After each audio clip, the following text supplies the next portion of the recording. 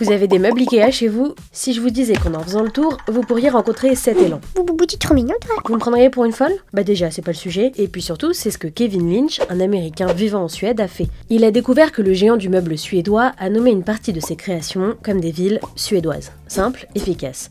Alors Kevin, il a embarqué son chien Umlaut et il s'est lancé à la découverte de 21 de ces lieux, un périple de 4600 km qui lui a pris 2 semaines. Par exemple, il a visité Kallax, qui désigne à la fois les fameux cubes Ikea dans lesquels vous stockez des livres que vous ne lirez jamais, et à la fois une ville en Suède, là, juste là. Pareil pour Voxnan, Toftan, Ektorp ou encore Järfjället.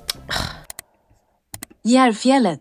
Seul souci, si vous tapez ces noms sur un moteur de recherche, souvent les meubles ressortent avant les magnifiques paysages. Alors pour éviter tout malentendu, l'Office du tourisme suédois a lancé la campagne Discover the Originals.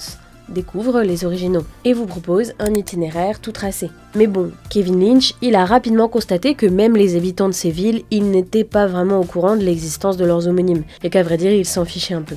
Après, tu vois, quand t'habites à Bolmen, et qu'on vient te dire que ta ville porte le nom d'une brosse pour toilette, normal que tu t'enjailles pas au max. D'ailleurs, le lien entre les choix des villes et des produits n'est pas très clair. Vous arrivez à certains de ces endroits, et vous vous dites, je ne sais même pas comment ils ont trouvé ça sur une carte, et encore moins penser que ça méritait une lampe. Et si vous avez toujours rêvé de découvrir la Suède, Kevin Lynch vous recommande son coup de cœur, Frozen, une grande île suédoise, ou pour un voyage moins ambitieux, une collection de coussins d'extérieur dans le Ikea près de chez vous.